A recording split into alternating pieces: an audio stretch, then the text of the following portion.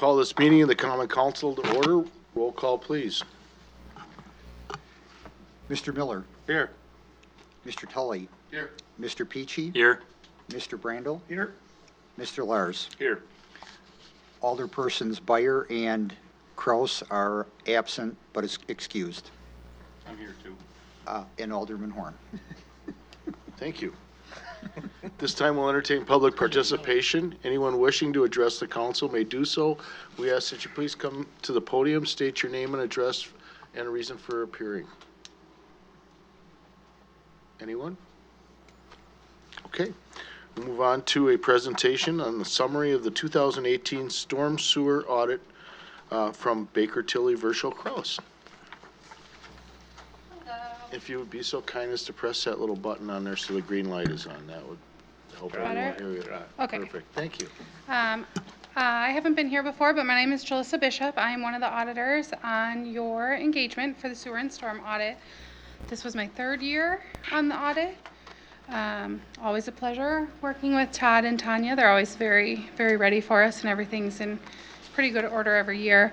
Again, this year, you guys had an unqualified opinion, which is the highest level of assurance we give for reports. So no major findings, no major control deficiencies, nothing serious to report at all at this time. We just want to look at a highlight of the activity this year, I think. So on the first page here, looking at gallons treated, it's pretty similar with prior years. Residential's up a little, but with the change in rate structure, that didn't affect revenue a whole lot. As I think many of you probably know, you went to a fixed rate for residential bills starting in September, and had a slight rate adjustment for the rest of your customer classes again in September. There was the big drop off from 15 to 16, then down again in 17 with the loss of Tyson. But usage at, who's the other major? Nestle, yeah. Nestle is starting to come up a little. They're using a little bit more water, so that helps overall revenue in your industrial customer class, which is the only one that's really been down since I've been on the engagement. Revenues were up a little bit this year from last year with the rate increase. Investment income was up quite a bit. There was a shift in where you guys were holding your investments. The team here worked to move it into investments with higher rates of return this year and bigger income for that. Debt service is about the same over the last couple of years, and you guys have plenty of revenue to meet that. Is there any concern with that or any questions about how that's calculated at all? Okay. Unrestricted funds on hand. Again, you guys look very good, trending upward with the new rates, and you guys didn't have a lot of projects this year in sewer. So you're looking very good there, and that with your debt service, if there was anything you guys needed to borrow for, you can certainly pull from these unrestricted funds first and then have the ability to borrow and still be meeting that debt coverage, no problem. So you guys are looking very good cash-wise. And then as far as how you're financing your assets, again, you guys look great. Very little is funded by debt, less than 20%. We usually say healthy for utility is 50-50. So you guys are doing very well. Again, if there was anything major that came up that you needed to borrow for, you're pretty safe to do it, and everything looks good there. As for the stormwater utility, revenues have been pretty even. There was a bit of a jump for 1 year there. Kind of a miscommunication, I think, between the billing over at the utility and with the city, and some customer accounts were missed for a little bit that were newer. But once all those got put on the bills, now you guys are pretty flat. There was a rate increase effective for the stormwater in 2017, nothing in 2018. But you guys haven't had a lot of expenditures in that department, so you're pretty good with your rates as they are. No need right now, I think, to look at them because you're pretty stable there. And then unrestricted funds on hand for the stormwater utility. Again, we recommend at least 3 months of cash on hand, and you guys have, 16 months of cash on hand. If you take out what's owed to the general fund for compensated absences and just operating expenses that you owe them, that's still over 12 months of cash on hand in that utility. There hasn't been much. There was a little bit more activity this year, but no major projects there lately either, besides the pond that you guys started working on last year. So if there's anything major coming up there, again, you're good to use your cash reserves and then borrow if you need to, and there'll be no problems there. And then lastly, all of your plant in stormwater has been financed by cash reserves. You have no debt in the stormwater utility, and I wouldn't think you would need to take anytime soon. So you guys are doing pretty good and a lot of upkeep in your system and nothing major to fix. So that's all I had. Did you guys have any questions at all? That's good. Questions Good for report. Jefferson? Thank you very much for your fine work. We appreciate your service for us, and it's always a pleasure to work with you. Yeah, well, look forward to seeing you guys next year. Awesome. Thank you. Have a great night. Keep Todd around. You better. He's super helpful. Todd, you're safe again. Good work, Todd. Next, we'll move on to a discussion regarding comprehensive plan timetable.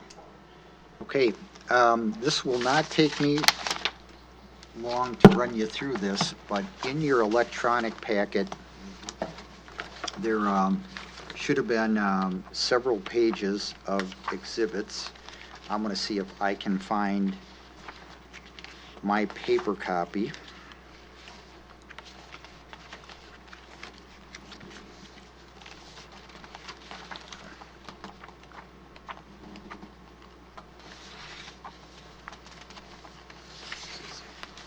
Okay.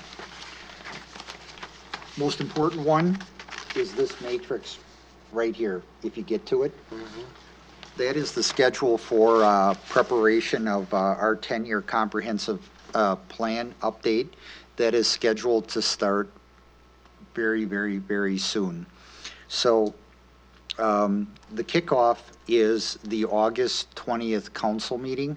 I'm not sure we would do it necessarily at the council meeting. Maybe it's a committee of the whole meeting. But the thought is to meet jointly with the Plan Commission, and that's the discussion about goals, priorities, things like that. Vanderwall will come out and will lead that discussion. And then I think previously we discussed, it's about a 6-month process. So there are a total of 4 joint Plan Commission, City Council meetings that are scheduled. The other ones would be after the first draft of the comp plan is available. There'd be another joint meeting, and then there would be another one after draft number 3. And then finally, there would be a joint City Council Plan Commission meeting on public hearing night when we need to have a statutorily required public hearing. And then those 2 groups would hear the comments of the public, and then kind of the last thing that gets put in place is the Common Council approval. So next week, Wednesday, at the Plan Commission meeting, they will be considering and recommending to the council a public participation plan, statutory requirement. You have to do that. A copy of our plan draft is in your electronic packet. It's not a lengthy document, but the thought is that on August 6th, we would ask you, assuming the commission recommends it, to put that public participation plan in place, and then we would kick off the whole project at that joint meeting on August 20th. Quite a bit of opportunity for the public to participate in the plan. There's a number of public meetings that the public can come make comments on. There is a visioning workshop at the beginning, a public hearing at the end where they can comment, and then we will have a series of focus groups that the public would be invited to sit in on. That would also start about August 20th to provide feedback. So there's a fair amount of public participation in our plan, a little different than 10 years ago when we did this for our current plan. Most of the public input back then was done on surveys. So we're not doing any of that. It's, person-to-person interaction through focus groups, visioning workshops, and then culminating in the public hearing. So there's nothing for you to do tonight. I just wanted to share the schedule. Hopefully, your calendars are good and you will be at the August 20th meeting, and we'll have about a 45-minute meeting with the Plan Commission to kick the project off. After that, the August 20th, is that when public participation would be? The focus groups would be held that day throughout the day. You'd be meeting right ahead of the business meeting that night. And then the visioning workshop is shortly after, where the public can come in and, it's more of a workshop type thing with the consultant. Would that be posted in the newspapers, or how would that Oh, be? yeah, absolutely. Okay. Absolutely. Sadly, we don't anticipate a big turnout. If we had 20 or 25 people come in, we consider that pretty successful. But we will probably, I'd imagine we will have 60 to maybe 80 people that would be asked to sit in on various focus groups. So there'll be some involvement that way.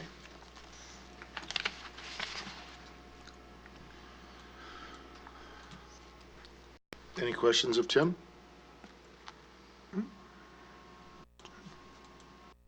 Hearing none. We're going to move on. We'll strike number 5 from the agenda tonight. Move on to proposed ordinance number 4-19. An ordinance to amend section 300-19B of the municipal code of the city of Jefferson related to rezoning. Alderman Brandt for a first reading. Alderman Brandel, please. Thank you, Mayor Opperman. Honorable Mayor Opperman, fellow council members, citizens of Jefferson. The first reading proposed ordinance 5-19, an ordinance to, I'm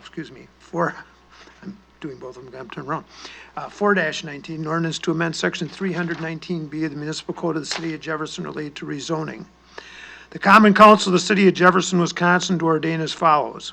Section 1, Section 319B of the zoning map, City of Jefferson, Wisconsin, which is herein made a part, is amended to change district boundaries of a 19-acre parcel, 631 North Watertown Avenue, formerly known as Jefferson County Highway Shop, from ML, Limited Industrial District, to the zoning designation of MU, Mixed Use District. The description follows, and due to the length of the property description, I'll not read it this time, but a complete text is on file in the office of the city clerk and available for public inspection. The parcel number is also very long, and I will not take the time to read that, but that is also available. The address is 631 North Watertown Avenue, property formerly known as Jefferson Highway Shop. Proposed permanent zoning designation, MU Mixed Use District. Section 2, this ordinance shall take effect and be in full force after passage and publication is provided by law and notification and attestation of the district boundary changes incorporated herein, the zoning map, City of Jefferson. That's the first reading. Thank you, President Brandel. Proposed ordinance number 5-19, an ordinance to repeal and recreate section 120-1 of the municipal code concerning portions of the building construction code. And President Brandel, if you would be so kind. Thank Please. you. Honorable Mayor Opperman, fellow council members, citizens of Jefferson. The first reading of proposed ordinance 5-19, an ordinance to repeal and recreate section 120-19B of municipal code concerning portions of the building construction code. The Common Council of the City of Jefferson, Wisconsin hereby ordains as follows. Section 1, the provisions of section 120.01 parent I of the municipal code are hereby repealed in its entirety. Number 2, the following provisions of the Wisconsin Administrative Code are adopted by reference and made part of the chapter: Wisconsin Commercial Building Code, the Wisconsin Commercial Building Code, Wisconsin Administration Code, SPS, Chapter 360 to 366, and all amendments adopted thereto shall apply to all public buildings and places of employment, and is hereby adopted by reference as if fully set forth herein. Where there is a conflict between a general requirement and a specific requirement, the specific requirement shall be applicable. In any specific case, different sections of this code specify different materials, methods of construction, and other requirements. The most restrictive shall govern. Number 3, the following provision of the Wisconsin Administrative Code are adopted by reference and made part of this chapter: Wisconsin Uniform Dwelling Code. The provisions of chapters SPS 320, 325, Wisconsin Administrative Code in this chapter shall apply to construction and inspection procedures used for all new and existing 1 and 2 family dwellings, manufactured buildings for dwelling, and newly constructed community-based residential facilities providing care and treatment of services for 3 to 8 adults. State building permit seals will not be required for permits for 1 and 2 family dwellings built before June 1st, 1980.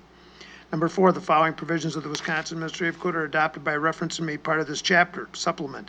The provisions of the chapter shall be deemed to supplement any and all laws of the state and orders of the State Department of Safety and Professional Services relating to buildings. 5, the following provisions of the Wisconsin Administrative Code are adopted by reference and made part of this chapter. Scope. A, the provisions of this chapter shall govern the design, construction, alteration, repairs, demolition, and moving of all buildings and structures. B, all buildings and structures hereafter erected, altered, repaired, moved, or demolished that are used or designated to be used for the purpose herein defined shall comply in full with the requirements of this chapter. No provision of this chapter shall be construed to repeal, modify, or constitute an alternative to any lawful zoning regulation. 6, the following provisions of the Wisconsin Administrative Code are adopted by reference and made part of this chapter. Change of use. When the use of the building or structure is changed and the requirements for the new use are more stringent than those for the previous use, then such building or structure shall be made to comply with the requirements for the new use as provided in this chapter. 7, the following provisions of the Wisconsin Administrative Code are adopted by reference and made part of this chapter. Prohibition. No person shall maintain, occupy, or use a building or structure or part thereof that has been erected or altered in violation of this chapter. Number 8, the following provisions of this Wisconsin Administrative Code are adopted by reference and made part of this chapter. Establishment of minimum standards. The purpose of this chapter is to protect the health, safety, and welfare of the public and employees of establishing minimum standards for the design, construction, structural strength, quality of materials, adequate egress facilities, sanitary facilities, natural lighting, heating and ventilating, energy conservation, and fire safety for all public buildings and places of employment. Section 2, this ordinance shall take effect after the passage, publication, and attestation as required by law. First reading. Thank you, President Brandel. Resolution number 25, tonight's consent agenda. Alderman Tully, please. Thank you, Mayor. City of Jefferson Resolution Number 25, be it resolved by the Common Council of the City of Jefferson, Wisconsin, that the consent agenda for July 16, 2019 is hereby adopted. A, we had vouchers payable for July 2019 in the amounts of $148,583.15. Payroll summary for July 2nd, 2019 in the amount of $169,629.36. B, we had council minutes from July 2nd, 2019 of the Common Council. C, we have approved closure of right-of-way for Wadel's Hamburger Stand. This is for their Customer Appreciation Day at 200 East Racine Street, Jefferson. This will be on Saturday, August 10th, 2019, from 10 a.m. to 4:30 p.m. It'll be to block off South Center Avenue from East Racine Street to the entrance of the City Center parking lot. D, we had licenses as approved by the Regulatory Committee. Operators licenses, we had 2. We had a 1-year license for Cynthia Davis at Speedway, and we had a 2-year license for Alex Brody at Herringstown Inn. And special Class B licenses, we had 1 for the Jefferson Rotary Club Brottenberger Dinner Raffle. This will be August 12th, 2019 at the Jefferson County Fairgrounds. I would so move. It's been moved. Is there a second? Second. It's been moved and seconded. Any discussion? Alderman Tully, number C, closure of the right-of-way, was that approved by regulatory and police? It was approved, and Police Chief Legge approved it as well. Any other questions or comments? Hearing none. All in favor of approval of tonight's consent agenda, please signify by saying aye as Tim calls your name. No if you're opposed. Mr. Tully? Aye. Mr. Peachy? Aye. Mr. Miller? Aye. Mr. Aye. Brandel? Mr. Lars? Aye. Mr. Horn? Aye. It's unanimous. Thank you. Resolution number 26, a resolution accepting the 2018 sewer and storm utility financial statements and audit report. Finance Committee Chair Peachy, please. Thank you, Honorable Mayor Opperman, fellow council members, and citizens of Jefferson. City of Jefferson Resolution Number 26. Be it resolved by the Common Council of the City of Jefferson that the 2018 storm and sanitary sewer utility financial statements and audit report are hereby accepted. I would so move. It's been moved. Is there a second? Second. Second by Alderman Horn. Any discussion? Hearing none. On a voice vote, all in favor of approval, please signify by saying aye. Aye. Opposed, no. It's unanimous. Thank you. Resolution number 27, a resolution authorizing to retain special counsel. Alderman Miller, please. Thank you, Honorable Mayor, fellow council members, and citizens. Resolution number 27. Whereas the City of Jefferson Building and Zoning Administrator has been requested by the God Touch Ministry to provide a zoning code determination for the Hilltop Motel property. God Touch Ministry is a potential purchaser of the Hilltop Motel property. And whereas the city attorney is currently unable to represent the City of Jefferson due to a conflict of interest. And whereas the city administrator is requesting the authority to retain attorney Stan Rifle from municipal law firm of Municipal Law and Litigation Group, SC Aaron's, Moulter, Macy, Rifle, Larson, and Vitar, as special counsel to advise the building and zoning administrator and represent the city of Jefferson in this matter. And now therefore be it resolved by the Common Council of the City of Jefferson, Wisconsin, that it herein authorizes the city administrator to retain the legal services of Stan Rifle from the municipal law firm of Municipal Law and Litigation Group as it relates to zoning issues and potential litigation relating to the Hilltop Motel property. Attorney fees for services rendered shall be based on an hourly rate of $250 an hour. I so move. It's been moved. Is there a second? Second. Second by Alderman Brandel. Discussion? Is there any limit on this or any idea of how many hours it would take? Is this a pretty cut and dry situation that it should be fairly simple, or, I mean, Tim, you want to respond to that? Sure. I would say I wouldn't consider this to be a simple matter. This is a complicated issue in the sense that the original hotel or motel was built before the day of a city zoning ordinance. There are no conditional use permits. What the use that is proposed is more likely than not a legal but non-conforming use that requires a zoning code interpretation. Complicating the matter even more is, and I haven't seen this too often, but I think the parcel of property that this is located upon has two types of zoning. It carries a residential zoning and also a commercial zoning. You don't see that too often on one parcel. Historically, I don't know how that came to being, but that's been in place likely for quite some time. So, and then the third thing, you have a zoning code, which, our zoning code is, dates back, a number of years. So I think Greg certainly will make a zoning determination, but, he's also going to have the ability to contact legal counsel. I've known Stan for probably 20 years. I gave you his credentials. He's pretty accomplished. He's been a municipal law attorney for, the better part of probably 35 years and lots of experience, and would really be good counsel for us. So what I'd like to do is I'd like to get Greg in a position to make that zoning determination as early as next week. and he would notify the prospective purchaser, probably via letter, maybe it'll be a meeting, I'm not sure, but on or about that time, I'd like to see if Stan could come in and also chat with you about this. That would require a special meeting, probably for about 25 or 30 minutes someday next week. That's what I'd like to, but I'd really like to have Greg in a position where he can respond to what he and I consider a request for that zoning determination from the prospective purchaser. And we'd like to do that as early as next week. I mean, do we feel it's gonna be, 100 hours is $25,000, is it? Won't be 100 hours, that way. Okay, that's why Council- I'm trying to get, The council will be kept abreast of the proceedings, and we're not gonna, it's not an open-ended contract. well, It okay. will be monitored as developments occur. okay. Any other questions? Good question.